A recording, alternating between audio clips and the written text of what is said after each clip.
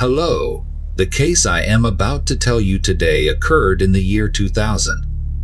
This is the most famous unresolved case in modern Japan and has the highest reward in Japanese history. It is the Tokyo Setagaya massacre. There is an administrative district in Tokyo, Japan called Setagaya. That area is located in southwest Tokyo and is the most populous among the 23 districts in Tokyo. In 2000, in a 2-story house in Setagaya, the owner of the house was Mikio Miyazawa, 44 years old, a designer at a company.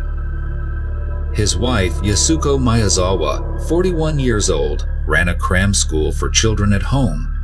They had an 8-year-old daughter named Nina and a 6-year-old son named Ray.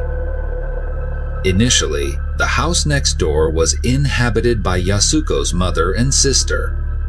After her sister got married, only her mother lived there. Yasuko transformed the first floor of her mother's house into a teaching room, while the first floor of her own house was a studio for her husband, Mikio. From the outside, the two houses seem connected, but in reality, they are not.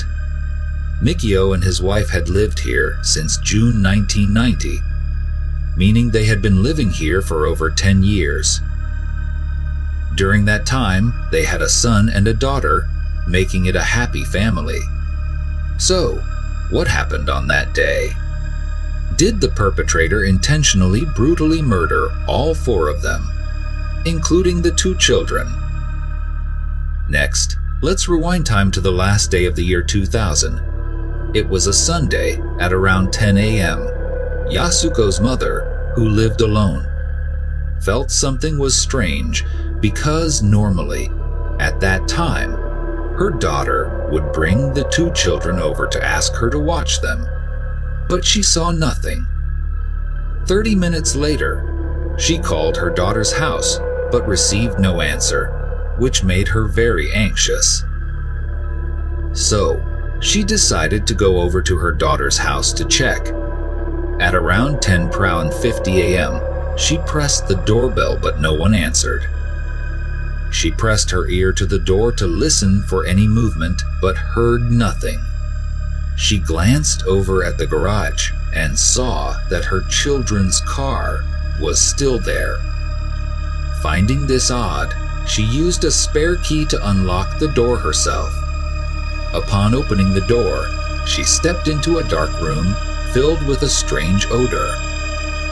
When she turned on the light, she discovered someone lying on the floor near the stairs on the first floor.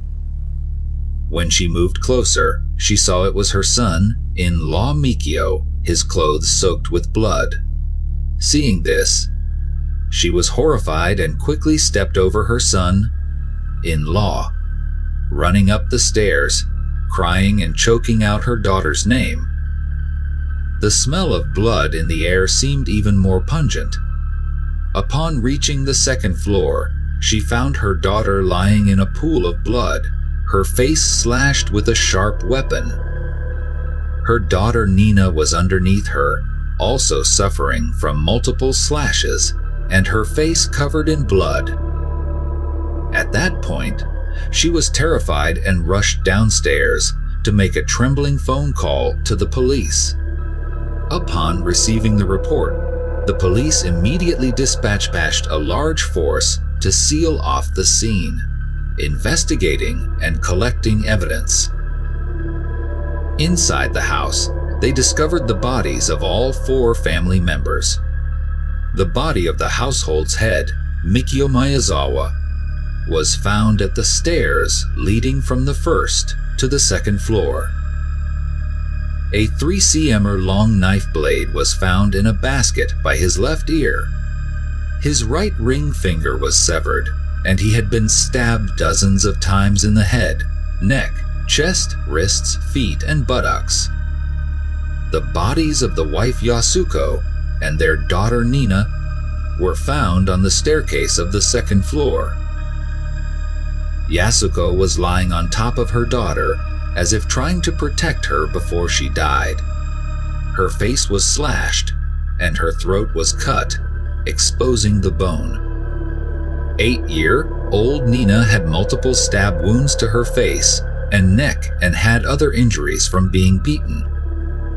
The 6-year-old son Ray was found on a bunk bed in the bedroom on the second floor with deep strangulation marks. His eyes and nose bleeding due to the assailant's excessive force. There were no signs of a struggle, and the boy was strangled to death in his sleep. From examining the stomach contents of the corpses, the forensic doctor concluded that the victim's time of death was the previous night, around 11:30 p.m. On December 30th, police found a shoe print right below the bathroom window outside the house, and several branches around the fence were broken. The first aid kit in the house had been opened, and a band-aid with the perpetrator's fingerprints and a blood-stained towel were found in the kitchen. The perpetrator also used a female sanitary pad to stop bleeding and left a large number of footprints in the house. Based on the evidence, the police speculated that on the night of December 30th, the assailant climbed from the outside to the second floor and entered through the bathroom window. First, he went to the children's room and strangled the sleeping son to death. The father, Mikio, on the first floor, heard strange noises upstairs and immediately ran up, encountering the assailant coming down. A fierce fight ensued, with the assailant also getting injured. After killing Mikio, he continued to the attic, the couple's bedroom. Normally, Nina, the daughter, would sleep with her younger brother in the bunk bed on the second floor. But that night she had a cold and slept with her mother in the attic bedroom. The assailant attacked the mother and daughter as they slept, using a utility knife. However, because of the struggle with the father on the first floor, the knife blade lodged in his skull, making the knife no longer sharp.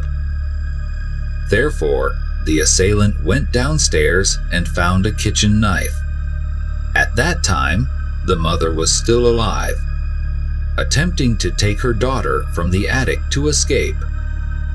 But the assailant immediately caught them and continued his attack with the kitchen knife. In this case, the assailant left a lot of evidence at the scene. 2 knives used by the perpetrator were both found at the scene. One was a utility knife brought by the assailant himself, a long, narrow blade typically used for cutting sashimi. The knife had the words Wonsan Rijinsu written on it. The knife was 34 cm long, with a Tunper blade. The factory that produced this knife in Fukui Prefecture had manufactured 500 units in June 2000 and sold them at 46 stores in the Kanto region. The other knife was the family's kitchen knife. The police collected the perpetrator's fingerprints from over 10 locations at the crime scene. Unfortunately, in Japan in 2000, fingerprints were only taken from those with prior criminal records. The police matched the fingerprints against their database, but found no matches. They also sent the fingerprints to Interpol, but again, no matches were found. The police analyzed the blood left by the perpetrator at the scene, showing that the perpetrator had blood type A and no traces of stimulants, cold medicine, or drugs were found in the blood.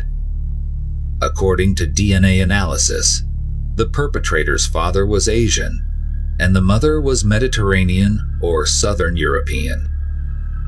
Experts stated that this type of DNA was uncommon in Japan, but it couldn't be entirely ruled out. According to DNA analysis, the 1 in 13 Japanese people could have similar DNA, 1 in 10 Chinese people, and 1 in 5 Koreans. Based on the shoe prints found at the scene, the shoe size was 27.5 cm, equivalent to size 45 in the UK. The shoe brand was Slazenger, a British brand. Though Slazenger shoes were sold in Japan, they did not come in large sizes. The largest size sold in Japan was 26 cm, with the 27.5 size only manufactured in Korea, totaling 530 pairs, and was exclusively sold in Korea.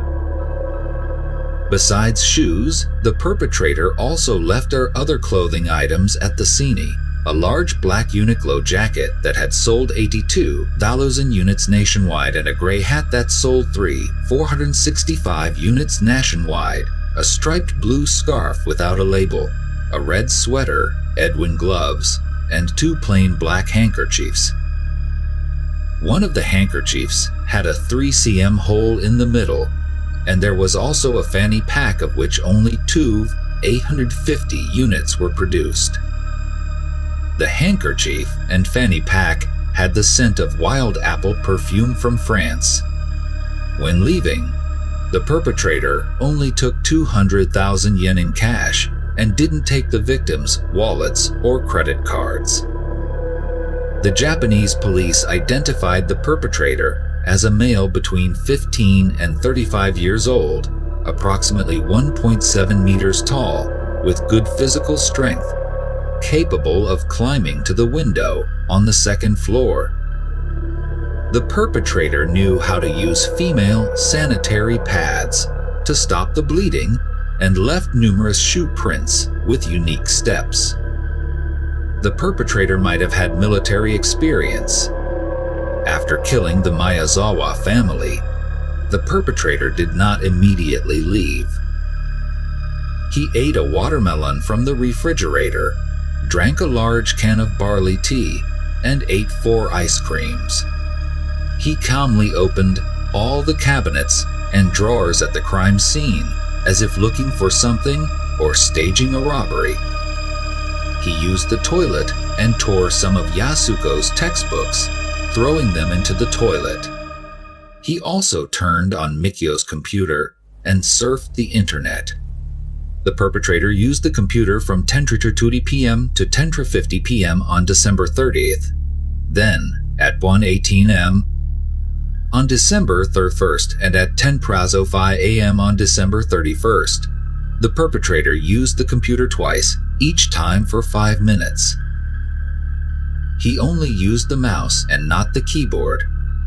After committing the crime, the perpetrator stayed at the scene for over 10 hours.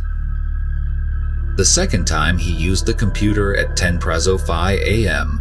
on December 31st, Yasuko's mother was anxiously waiting next door. If Yasuko's mother had gone to her daughter's house earlier, she might have been murdered as well. However, in a later investigation report from the Japanese police at the end of 2014 regarding the second computer usage time, they suggested it might have been a computer error. The perpetrator could have fled in the early morning after using the computer for the first time. Witnesses reported that on December 25th, a few days before the incident, there was a car parked in front of their house. By the morning of December 27th, 3 days before the incident, a suspicious man was wandering near their market. On December 30th, at noon on the day of the murders, someone saw an unfamiliar man arguing with Mikio. Around 3 p.m. on December 30th, a housewife saw a man wearing a tracksuit at the subway station, about 1.5 kilometers from the crime scene. This man closely resembled the suspect described by the police.